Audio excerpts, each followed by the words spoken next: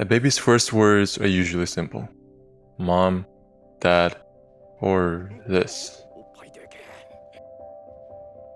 But after our first words come our first questions, and they almost always start the same way. Why do you have to wear shoes? To keep your feet warm. Why do you have to go to bed? To give you energy for tomorrow. Simple questions, simple answers. But then you get older and the questions get harder. My shoes are ripped, Mom. Why can't you buy me new shoes? And this time, there's no answer. But sometimes a question isn't met with silence. It's met with a truth so raw, it shatters everything.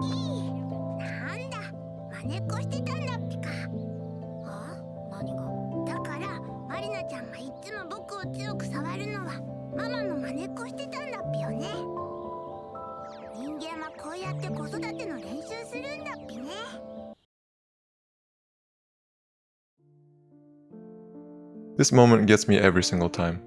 I call it the Uncorrupted Question. It's when a character's naive honesty cuts through a grim reality with a question so simple it's profound. Today, I want to explore why these moments are so powerful, what they reveal about the stories they inhabit, and what they tell us about ourselves. To understand why these moments cut so deep, we need to break down what it's actually doing to the story and to the characters within it.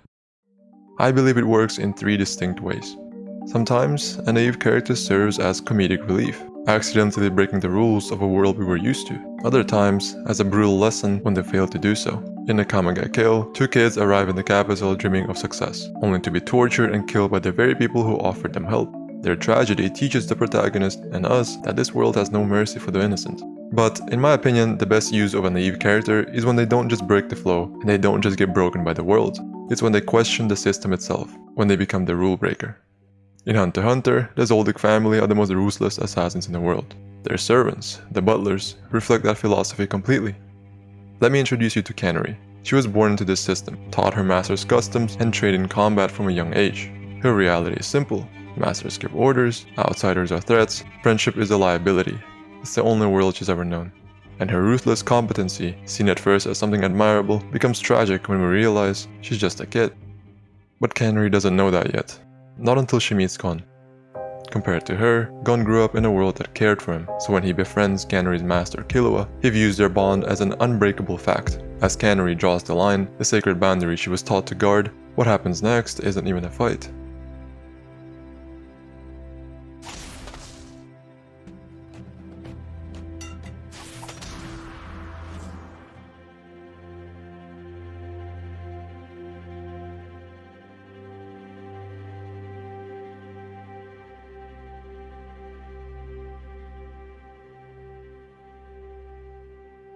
The message seems obvious. Stop and nobody gets hurt.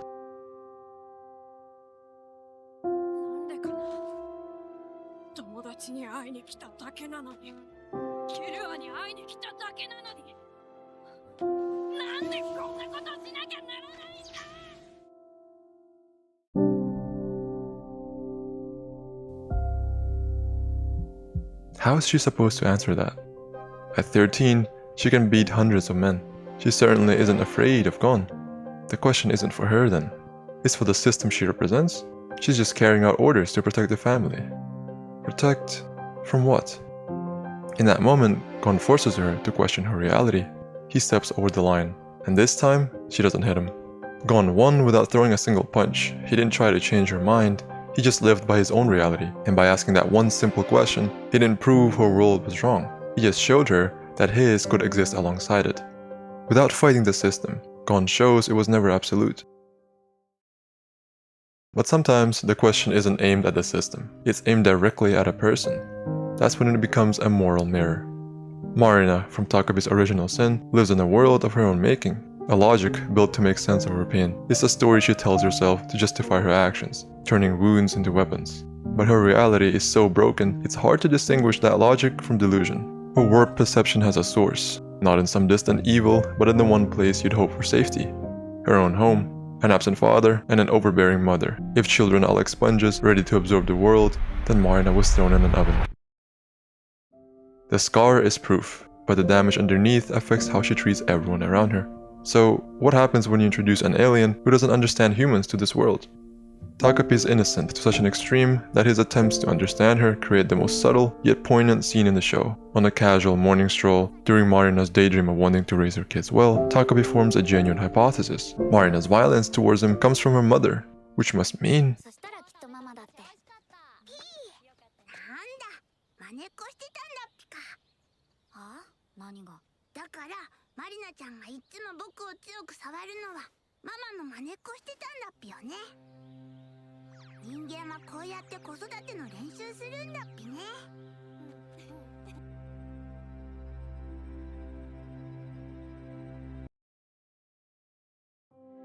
there's no judgment in the question. He genuinely doesn't know this is wrong. He's an observer from another world, trying to understand a new species, and has just concluded that her violent, painful reality is the norm. He's not asking, why are you so cruel? He's asking, this is just how humans are, right? What Marina sees is a blank slate, a mirror, and in it, she finds something she refused to look at her entire life. The abuse, neglect, and cruelty she experienced, Takopi is asking her to name them, and she knows it's not love or practice, it's pain. This moment is so powerful because Takopi doesn't need to judge. He just needs to reveal a truth so honestly that Marina has no choice but to see herself. And in doing so, the show asks us not to condemn her, but to understand. The third and most powerful form of this trope is a question that doesn't challenge or reflect. Instead, it's one that becomes a force of nature. To understand this, we need to know who Pitou is. They aren't a person with some kind of moral compass, twisted by trauma. Pitou is a biological weapon. A monster born to serve a king. As a chimera ant, their reality is built on instinct, loyalty, and an absolute understanding of power. Human emotions like grief or mercy are to Pitou just weaknesses to be analyzed and exploited. Sitting across them is someone we already know a little about from our last example. Only this time, there's one major difference. Kite, Gon's close friend and mentor, was murdered by Pitou. Gon's innocence is completely shattered. He's not here to ask a clever question, he's not here to talk at all. He's here with the raw, immeasurable grief of a child who has just been shown a world that is fundamentally, cruelly unfair. His silence is the question, his trembling is the question. His very presence in that room is an uncorrupted truth that Pitou's cold logic cannot compute. Eventually, those emotions crystallize into words that hang in the air, absolute and terrifying. How can you exist when he doesn't? And in that moment, Pitou, a monster who has never feared anything, feels a chill. It isn't the fear of being outmatched in power, it's the fear of something completely alien to his existence, the sheer, unstoppable force of a human heart breaking. An apex predator built on logic and instinct looks at the boy and recognizes a power far greater than his own. Not the power of Nen, but the power of a grief so pure it can bend reality. Here, the uncorrupted question isn't just asked, it is unleashed. This pattern of innocence confronting a corrupt or complex world isn't unique to anime. It's a question as old as stories themselves, because it forces us to see the painful gap between the world as it is and the world as it could be. Writers and philosophers have been obsessed with this idea for centuries. In his novel, The Idiot, Fyodor Dostoevsky tried to imagine a positively beautiful man, a character of absolute, almost childlike innocence, and dropped him into a cynical world of 19th century Russian society. This character, Prince Mishkin, doesn't understand their games of pride and greed. His simple honesty is both his shield and his light. It protects him from the world's labels. Quote, "They call me an idiot. I really was so sick that I was like an idiot, but how can I be an idiot now when I myself understand that they call me an idiot?" And at the same time, it illuminates the truth in others. Quote, "With you, one can speak of anything at all." But the tragedy of the novel is that the world has no place for him. His innocence doesn't save anyone, it merely illuminates their path to ruin. It's a pessimistic view that the uncorrupted question is powerless against a world that refuses to listen. But there's another perspective. In Antoine de Saint-Exupéry's The Little Prince, innocence instead serves as a lens of truth. The prince travels from his tiny planet and encounters a series of adults lost in their own absurd realities. A king with no subjects, a businessman counting stars he'll never touch. His simple, uncorrupted questions like, what does that mean, tame? Or, what use is it to you to own the stars? Reveal how lonely and meaningless their lives have become. As Saint-Exupéry wrote, grown-ups love figures. You have to say to them, I saw a beautiful house made of rosy brick with geraniums in the windows and doves on the roof, and they can't imagine it. You have to say, I saw a house that cost 100,000 francs. Then they cry out, what a pretty house. Here, innocence is a guide that reminds us that what is essential is invisible to the eye. So what is the source of this power? The philosopher Friedrich Nietzsche might have described it in his concept of the three metamorphoses. He believed the human spirit evolves from a camel that bears the burdens of society to a lion that rebels and says no to its final, most powerful form, the child. Nietzsche wrote, "The child is innocence and forgetting, a new beginning, a game, a self-propelled wheel, a first movement, a sacred yes." That's the core of the Uncorrupted Question. It's a sacred yes to a different, simpler reality. Gon's friendship, the little prince's curiosity, Mishkin's honesty, they don't fight the cynical world. They simply affirm their own. And in that affirmation, they reveal the emptiness of everything else. So we return to the question from the beginning. Why these moments?